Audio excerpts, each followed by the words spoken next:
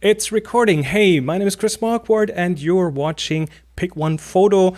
What is it? It's it's a little show where we talk about photography. I invite guests, and the premise is really simple. I invite a guest.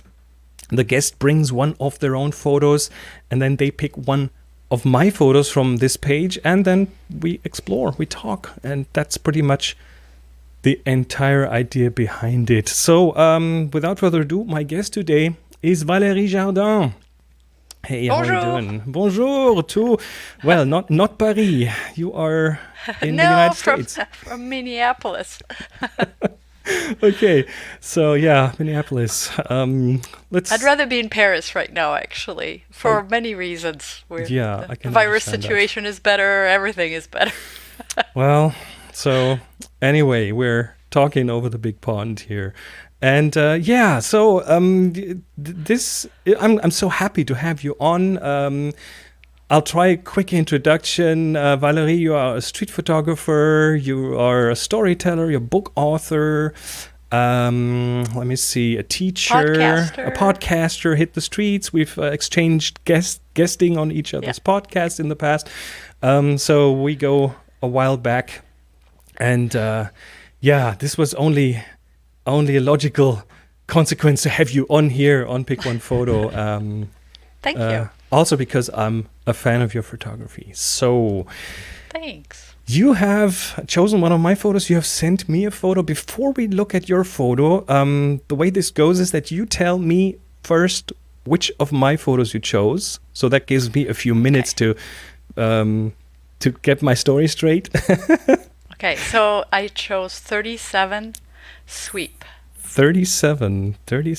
Oh, okay. No one picked it before? No one picked that one before. Here we go. That's the photo.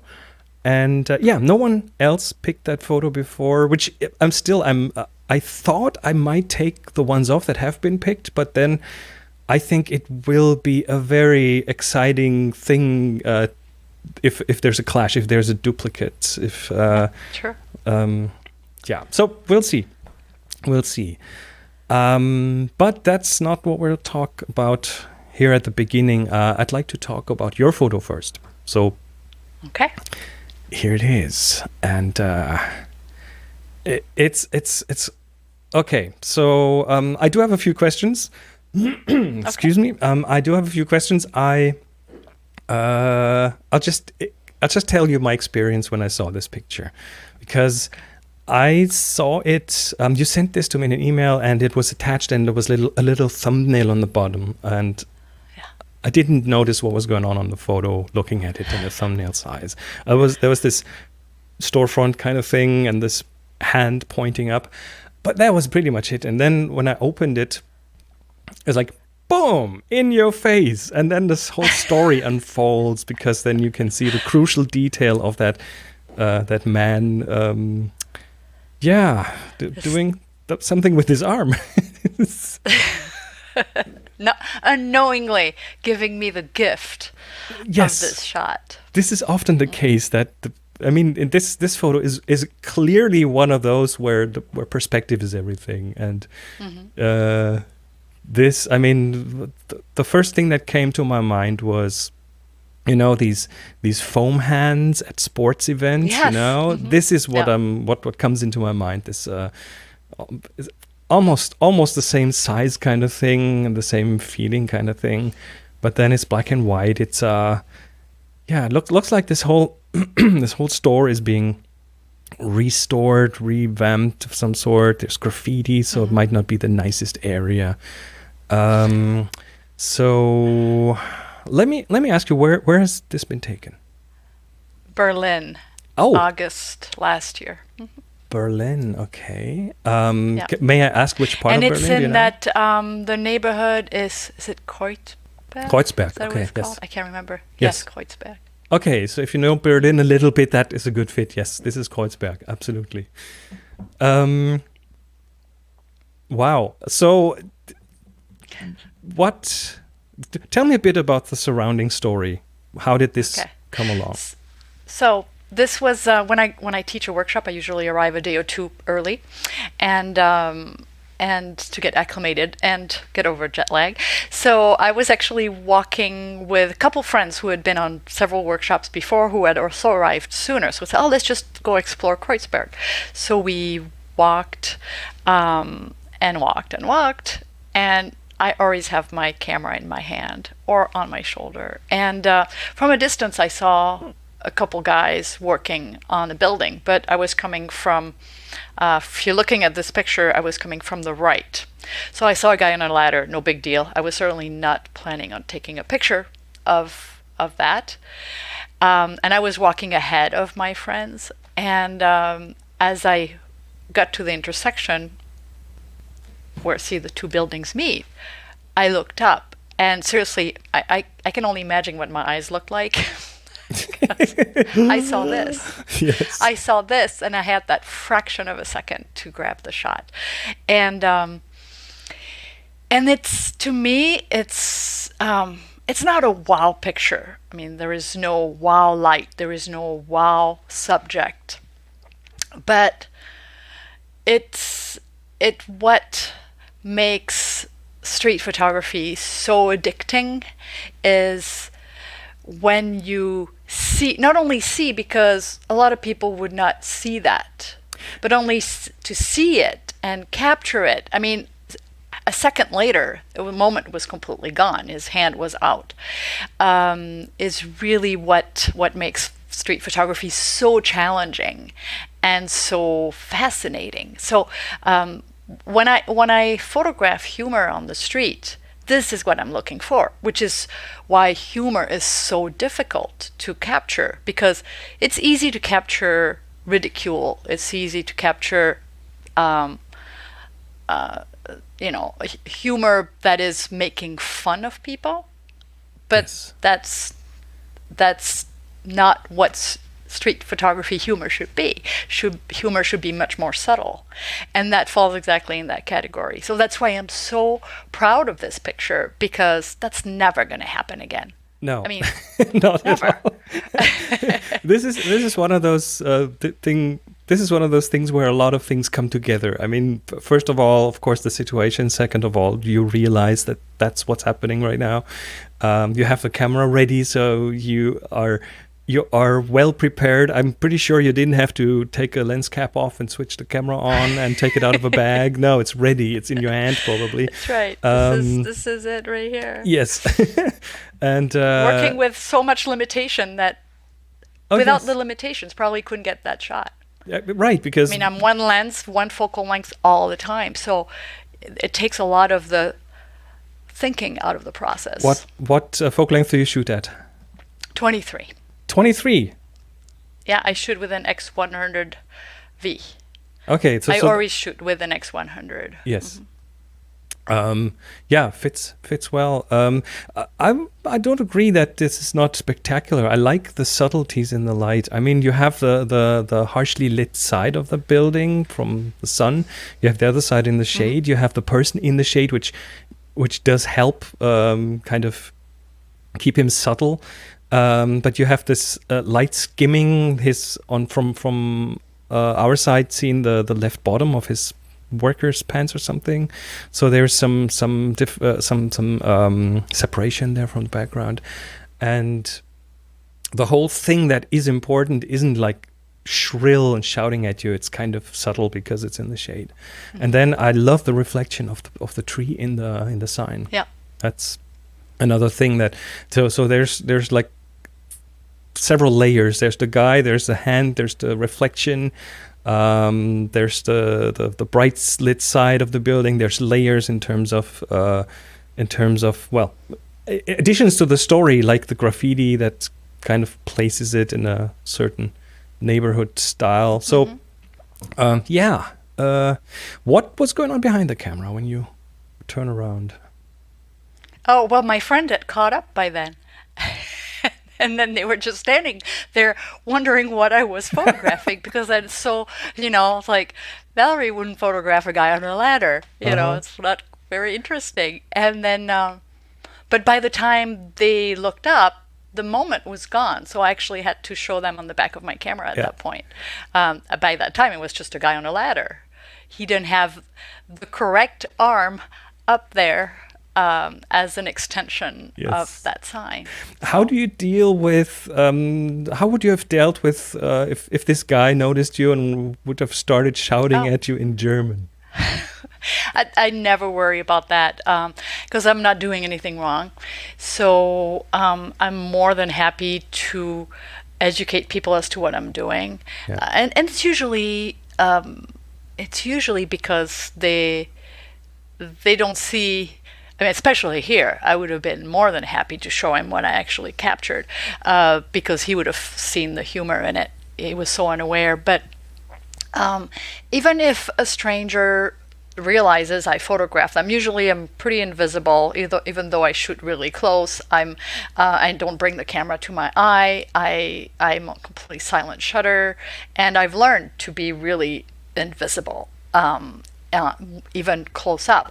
So even if people realize, oh, did you just take a picture of me? Yeah, I did. I mean, the light was beautiful, or you look amazing, or whatever it is. And then I say, oh, what are you going to use it for? I said, oh, it's just for me. I document life on the streets of Paris, Rome, New York, wherever I am.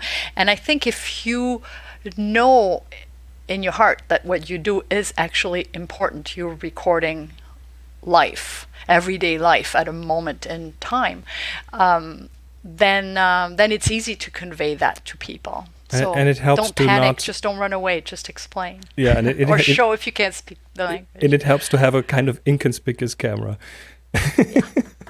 And here I needed more reach, so actually I was at full arm extension because okay. I needed. My goal is always to frame pretty much the way it's going to be. I did have to straighten this a little bit, but I didn't do any major cropping. Like, it's not a picture in a picture. I do very minimal post processing, if any. So. Oh, and by the way, I didn't want to imply that Germans would be shouting at you, because we don't. We're nice people. No, actually, Berlin was very photographer friendly. Okay. Yeah, I think let's leave it at that for now. Thanks for sharing that photo. Really good one. I like it. Let's bring up the one that you chose. So, what do you want to know? Do you have questions? Okay, where is it? Or do you want me to tell the story behind it? Maybe I'll share a bit of the story. I want to guess where it is. Okay, You guess. spend a lot of time in Kathmandu. And it looks like it, but it's not Kathmandu. It's in Harar in Ethiopia.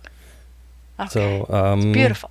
what we were doing is we were a group of 3 photographers. This was a bit of a scouting tour, and we chose to take a path that doesn't have a lot of tourists. And in this case, we got up at 5 in the morning and wanted to have the sunrise, which is so not my time, but in a photography group it always works, but on my own it's very hard to bring myself to get up this early. I'd rather shoot sunsets. But yeah, this is the sunrise, and the sun just skimmed, as you can see, it skims the corrugated roof, and it was just like, well, Ethiopia is close to the equator, so the sunrise is quick. I mean, we're talking 10 minutes, and the sun is so high that the magic of the light is almost gone. So you don't have much time.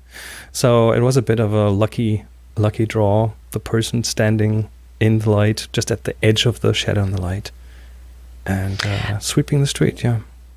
Yeah, and I'm more of a black and white photographer, but when you have that kind of light and those colors, I mean, just in black and white, the subject would have completely disappeared. So this is what color photography What it's good for, yes. is to me. If it's all about the color, then if the color distracts from the story, yeah, well then shoot black and white. But this is a color moment, and the long shadow. I didn't know if it was morning or evening, but I knew it was the few minutes of the long shadow hour, and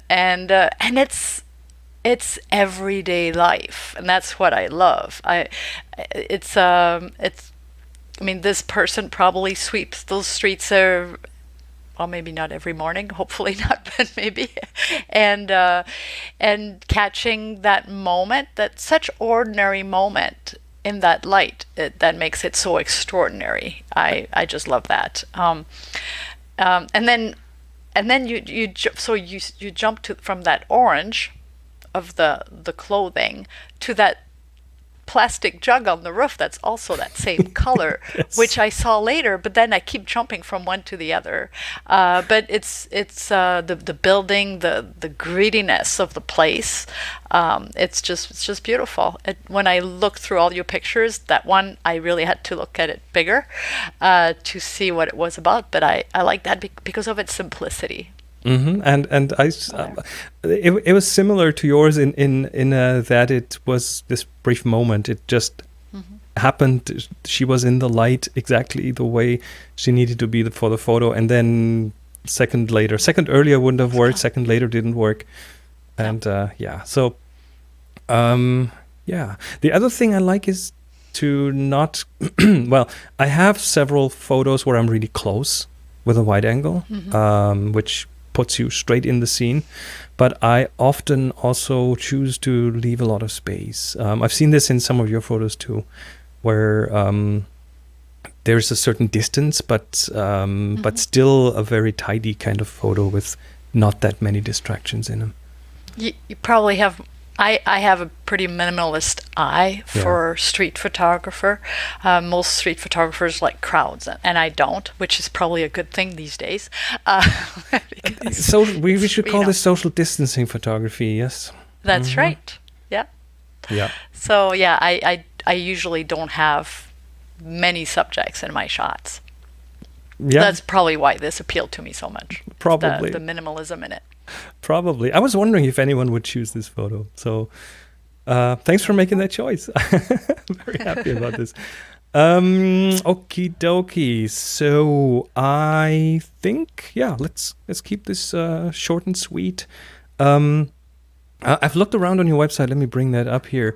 And it is the top, your choice is the top photo on your website. Well, it really, to me, it's the merit behind the shot, and when I teach, I said, you're not going to get a keeper every day. It's not possible, or your bar is too low. In street photography, the picture that's just going to be like, wow, this was a fraction of a second, and you saw it, and not only you saw it, but you captured it. And that's why, to me, that picture is so meaningful, because it doesn't happen very often in a lifetime even. So. Yeah. Which photographer was it that said that if you get 12 good photos in a year, you should? Was it Cartier-Bresson, or was it that Ansel could be, Adams? yeah, but that's about right. I think if you, I think it was Adams saying that if but I get 12 good photos in a year, I'm really happy. It's something along those lines. Yeah, it's a good crop. So it's okay. We're not going to look at all the photos. We can leave. Yeah, these people, are the ones on the front page. we'll They're leave more recent ones. people to do that. Your website is at valeriejardin.com. You also have a bunch of books coming out. Tell us a bit more about that. Yeah. You have one the photography assignments book is the big one right now. Yes, that's coming out. I just finished writing it for Rocky Nook. Actually, it's going in layout right now. So it should be out late summer, early fall. Probably the e-version will be out much earlier. Well, you have experience with that, Yes, Chris. yes. So probably the fall for the print version. So there are 75 reasons to hit the streets and learn. So there are 75 assignments, street assignments. Oh, very And cool. really the goal with this book was it's not a technical book. It's really giving you an assignment, a technique, a few samples, and then you get out and you work on that technique. Because sometimes it's like, people feel blasé, they're in their hometown. And so you need that incentive to get out with your camera, because that's the only time it's really the one way you'll learn the most is by being out. So So there was, 75 reasons to get out. Wonderful. And so, it should be fun. It's really for every level, from the new photographer to the seasoned street photographer. Everyone will get something out of it, I'm hoping. And so I otherwise had written another book for a different publisher earlier, more about what street photography is, the how-to, followed by photo stories, actually, which I write every day on social media. I write a photo story, the story behind the shot, just like we did for your show. So I have a book that has quite a few of those stories. I'm writing a new one. And then I've been writing some more ebooks, more specialized, because I've had ebooks about street photography or the art of seeing, but I'm writing more specialized book. I just published silhouettes, and I'm finishing motion, so I have a series of those. Wonderful. Yep. Wonderful. So we'll put links to all these things in the show notes in the description. Valérie, thank you so much for being here, and thank you. I want you back. Okay. Okay, we'll do that again. And All eventually right. I'll come back to Hanover. It was one of my favorite cities. So my whole teenage years I spent in Hanover. So You I'm should due stop back. by. You should stop by for sure. I will. All I right. will. Take care and bye-bye. Au revoir.